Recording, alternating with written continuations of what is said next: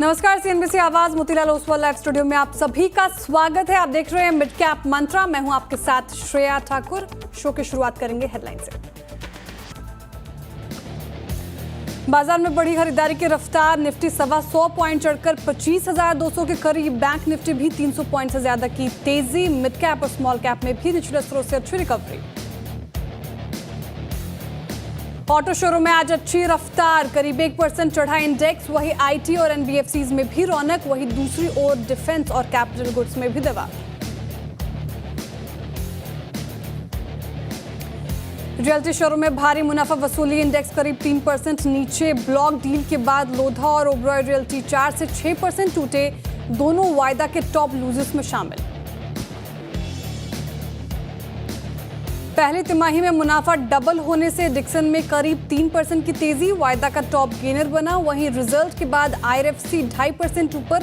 साथ ही अच्छे नतीजों से पेटीएम में भी अच्छी रिकवरी, लेकिन डालमिया भारत में मुनाफा वसूली। अफ्रीका की दवा कंपनी एडकॉक होल्डिंग्स का अधिग्रहण कर सकती है नैटको फार्मा। दोनों के बीच डील को लेकर बातचीत जारी। एडकॉक होल्डिंग्स ने जॉनसनबर्ग एक्सचेंज को दी जानकारी। सीएनबीसी आवाज की एक्सक्लूसिव।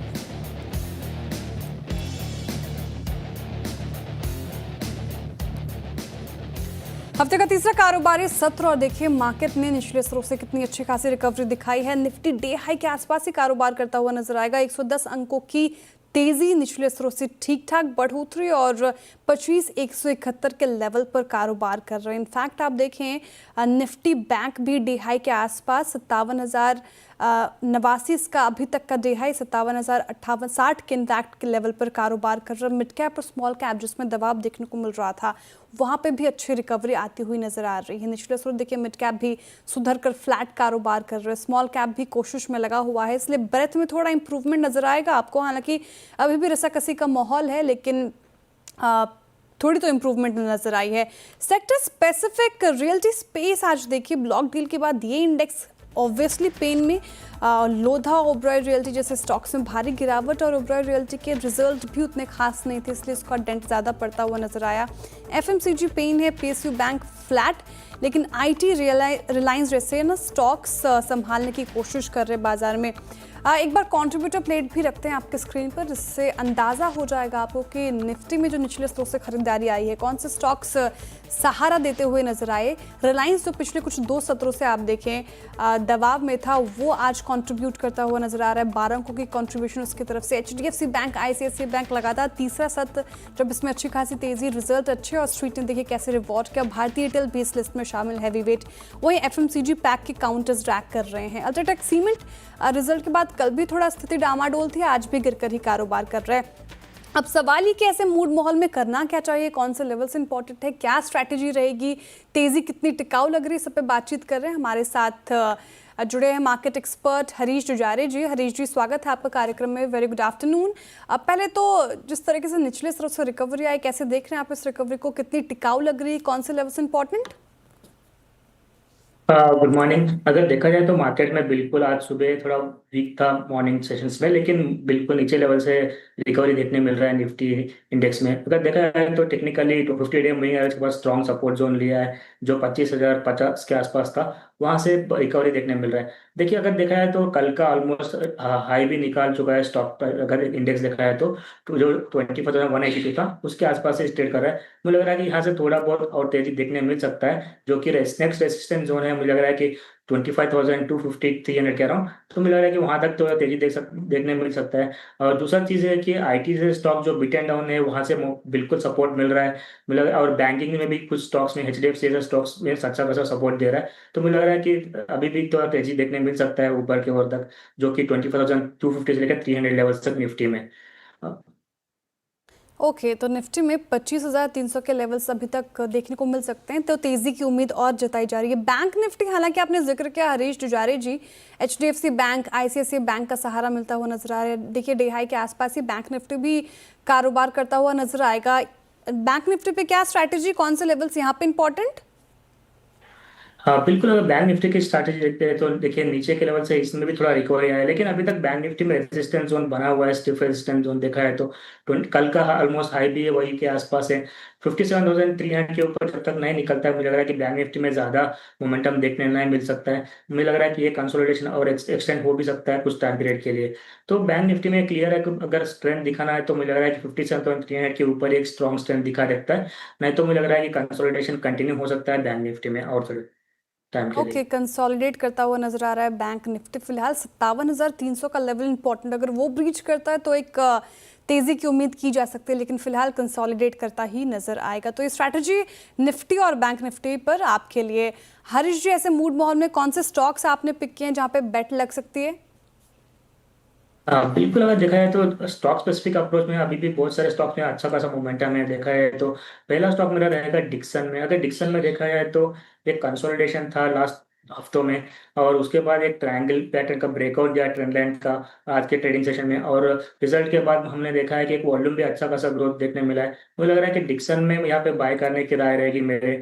और ऊपर मुझे लग रहा है कि यहाँ से 18,000 के लेवल्स भी देखने मिल सकते हैं। तो 18,000 लेवल्स के लिए मिले से बाइंग कर सकते हैं, और 16,000 का स्टॉप लॉस मेंटेन करना है डिक्सन टेक्नोलॉजीज में, बाइंग कर राय रहेगी। और दूसरा स्टॉक रहेगा मेरा सिंजिन। अगर सिंजिन में स्टॉक में देखा है तो एक क्लियरली एक बॉटम फॉर्मेशन बनाया था पिछले हफ्ते में, और वहां से एक डबल बॉटम का ब्रेकआउट भी दे चुका है स्टॉक प्राइस। तो मुझे लग रहा है कि यहाँ से सिंजिन और थोड़ा रैली कर सकता है। ऊपर रेजिस्टेंस जोन बन रहा है इसका 730 के अराउंड, तो उसके लिए शॉर्ट टू मीडियम टर्म के लिए मेरा बाय रहेगा, जो कि 730 के टारगेट्स के लिए बाइंग कर सकते हैं। और स्टॉप लॉस 660 का मेंटेन करना चाहिए सिंजिन इंटरनेशनल में। ओके, डिक्सन टेक्नोलॉजी और सिंजन में खरीदारी की राय। डिक्सन टेक देखिए शानदार नतीजे और स्ट्रीट ने रिवॉर्ड किया है। 18,000 तक के टारगेट एक्सपेक्ट करें हरीश जी, और 16,000 का आपको स्टॉप लॉस लगाना है। वही ब्रोकरेजेस की माने तो 21,000 से ज़्यादा तक के टारगेट आए हैं। तो डिक्सन क्लियरली आज का स्टॉक ऑफ द डे और अभी भी बुलिश सभी।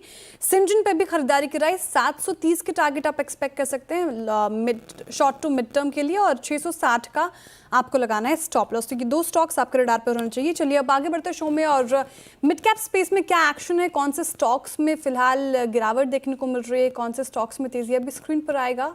और क्लियरली अगर आप देखें तो मिड कैप निचले स्तरों से रिकवरी तो आई है, लेकिन रियल्टी शेयरों में सबसे ज़्यादा गिरावट है। आज ब्लॉक डील रिजल्ट सभी भारी पड़ते हुए नजर आएंगे। लोधा डेवलपर्स टूट गया 6.5% से ज़्यादा।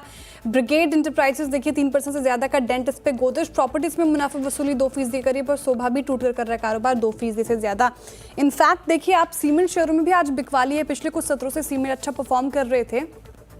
आज इंडिया सीमेंट से 3% करीब टूटा, रेमको सीमेंट्स आधा फीसदी, और प्रिज्म में भी लगभग 1% की गिरावट देखने को मिल रही है। Idea forge, data patterns, DCX system और बीईएल डिफेंस शेयरों पर आज दबाव है। सभी टूट कर रहे कारोबार। सबसे ज़्यादा तो आइडिया फोर्ज में 7% से ज़्यादा की गिरावट। लेकिन कहाँ पे खरीदारी होती हुई आज नजर आई? मेटल शेयरों में मजबूती है। नावा हम खिलाड़ी नंबर 1 में भी डिस्कस कर रहे थे स्टॉक को, वहाँ पे तेजी 3.5% के करीब। एमएच सीमलेस देख लीजिए, ये चढ़ गया 3% से ज़्यादा, और जेएसपीएल में भी खरीदारी 1.5% के करीब देखने को मिल रही है। इनफैक्ट मिड कैप पर्टिकुलरली अगर आप देखें तो उनके गेनर्स में शामिल है डिक्सन टेक। अभी चर्चा हो रही थी, शानदार नतीजे। पेटीएम नतीजों के बाद निचले स्तरों से यहाँ पे सुधार देखने को मिल रहा है, 2% के करीब चढ़ गया। मैक्स हेल्थ केयर है 2%, और एलएनटी फाइनेंस में भी खरीदारी होती हुई नजर आ रही है 1.5% के करीब। लेकिन टूट कौन रहा है आज मिड कैप स्पेस में? कोलगेट रिजल्ट काफी खराब, ब्रोकरेजेस भी बहुत नेगेटिव, और देखिए 4.5% के करीब डेंट। ओबरॉय रियल्टी रिजल्ट भी खराब, रियल्टी स्पेस में ही पेन है तो 0.25% ये टूटा। एमएनएम फाइनेंशियल और प्रेस्टीज स्टेट्स में भी मुनाफा वसूली फिलहाल देखने को मिल रही है। तो ये स्ट्रैटेजी फिलहाल आपको अपनानी चाहिए, और ये कुछ एक्शन।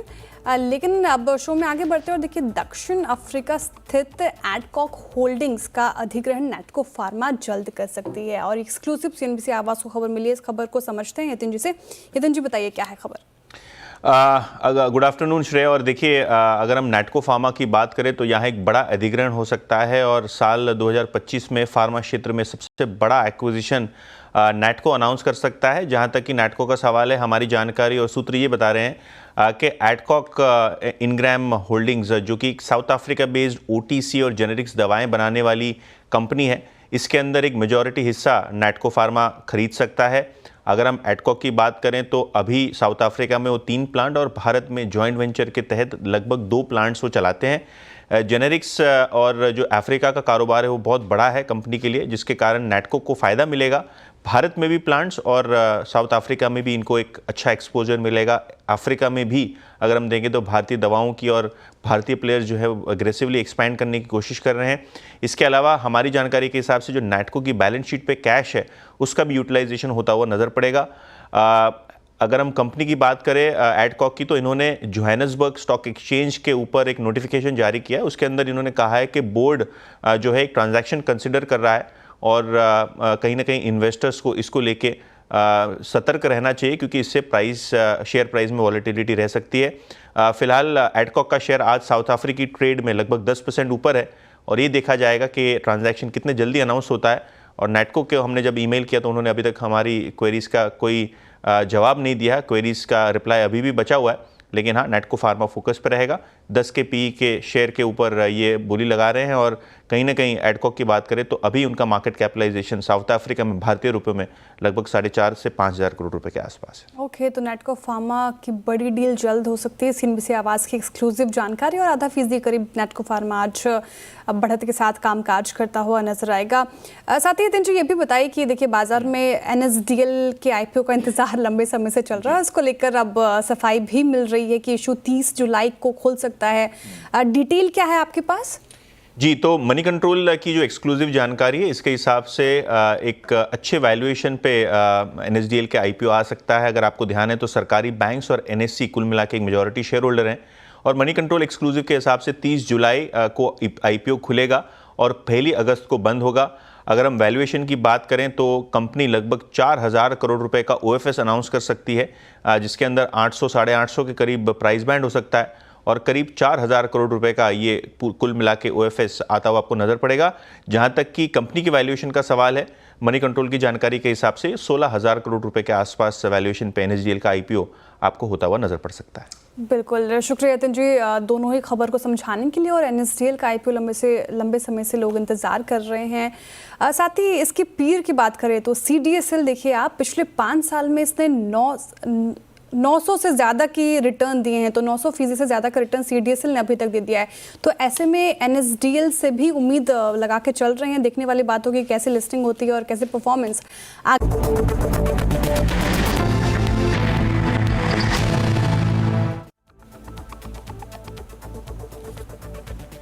वेलकम बैक, आप देख रहे हैं मिड कैप मंत्रा सीएनबीसी आवाज़ पर। और देखिए इंडाइसेस निफ्टी और बैंक निफ्टी दोनों ही आधा फीसदी की तेज़ी के साथ डेज हाई पर कारोबार करते हुए नजर आएंगे।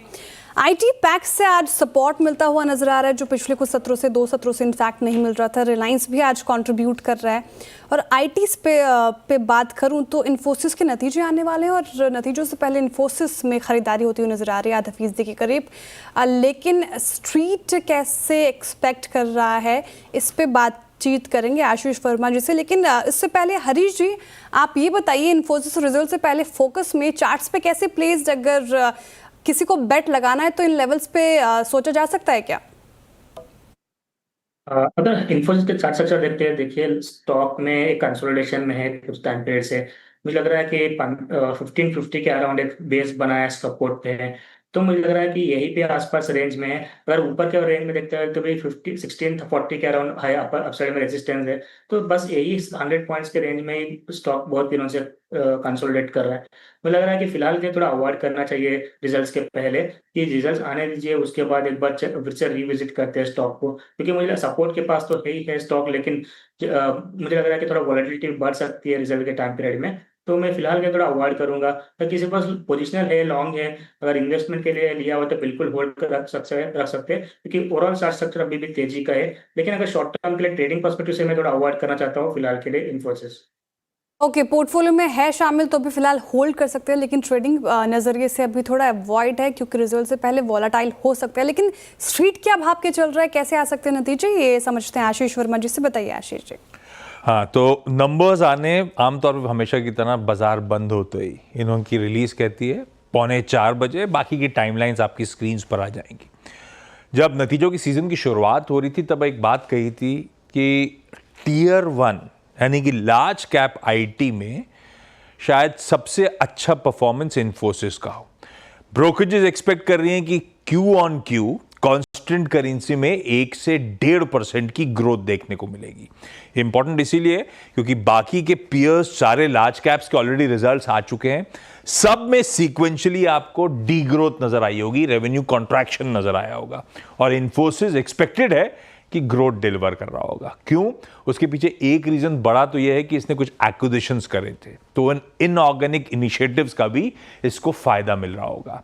जहां तक मार्जिन्स की बात है, लार्जली एक्सपेक्टेड है फ्लैट रहेंगे। फ्लैट क्यों रहेंगे वो भी समझा देता हूं। ग्रोथ अच्छी रहेगी तो उसका मतलब है कि मार्जिन्स के लिए अच्छी खबर थी, पर इन्होंने वेज हाइक्स लिए थे तो ये दोनों शायद आपस में निगेट कर रहे हो, और लार्जली पिछले क्वार्टर के 21% के आसपास ही आपको मार्जिन्स नजर आएंगे। लार्ज डील्स बैक करने का सिलसिला कंटिन्यू कर रहा होगा, और इस बार एक्सपेक्टेड है कि $3 बिलियन के आसपास की लार्ज डील्स की टीसीवी यानी कि टोटल कॉन्ट्रैक्ट वैल्यू होगी। इन्फोसिस के लिए रिजल्ट से ज्यादा इंपॉर्टेंट ना सिर्फ इन्फोसिस बल्कि पूरी आईटी के लिए इनकी गाइडेंस होती है। पिछले क्वार्टर में इन्होंने कहा था पूरे साल FY26 में हम 0 से 3% की कांस्टेंट करेंसी ग्रोथ दिखाएंगे।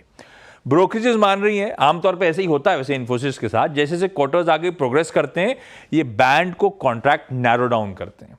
तो हो सकता है जब इस क्वार्टर में आए तो ये lower end of the threshold improve कर दें और कहें 1 से 3% की ग्रोथ आएगी। कुछ ब्रोकरेजेस ये भी कहती हैं क्योंकि अधिग्रहण कर रखे तो उससे 50 बेसिस पॉइंट्स का फायदा मिल रहा होगा, तो शायद हो सकता है इन्फोसिस कहे कि 1.5 से 3.5% के आसपास हमारी गाइडेंस होगी इस पूरे साल के लिए। वो नंबर्स इंपॉर्टेंट है, उस पर नजर रखिएगा, लेकिन हाँ इन्फी अपने पीयर्स से इस क्वार्टर में आउट परफॉर्म कर रहा होगा। शुक्रिया आशीष जी जानकारी के लिए। तो इन्फोसिस अपने पीयर से इस क्वार्टर में आउट परफॉर्म करता हुआ दिख सकता है, लेकिन नजरें रहेंगी कि गाइडेंस के मोर्चे पर क्या कुछ बातें सामने निकल कर आती है। वेलकम बैक, आप देख रहे हैं मिड कैप मंत्रा। चलिए अब वक्त है खिलाड़ी नंबर 1 अपडेट का, आपके सामने रख देते हैं। और इस हफ्ते फिनबर्ग मैनेजमेंट की मधु बंसल, मंत्री मार्ट के अरुण कुमार मंत्री और कोटक सिक्योरिटीज के अमोल अठावले के बीच महामुकाबला चल रहा है। और रिटर्न की स्थिति आपके स्क्रीन पर पहले पायदान पे मधु बंसल जी बनी हुई हैं, 4.5% के करीब इनके पोर्टफोलियो से रिटर्न आता हुआ। दूसरे पायदान पे अमोल अठावले जी है, 2.5% की तेजी के साथ इनका पोर्टफोलियो कारोबार कर रहा है। वही अरुण कुमार मंत्री जी का पोर्टफोलियो 0.5% के करीब पॉजिटिव रिटर्न दे रहा है। चलिए फिलहाल इस शो से इतना ही, लेकिन अगले शो यानी कि नो योर कंपनी में आज हम बात करेंगे यूबीएल के एमडी एंड सीईओ विवेक गुप्ता और केईआई इंडस्ट्रीज की सीएमडी अनिल गुप्ता से। तो देखते रहिए CNBC आवाज़।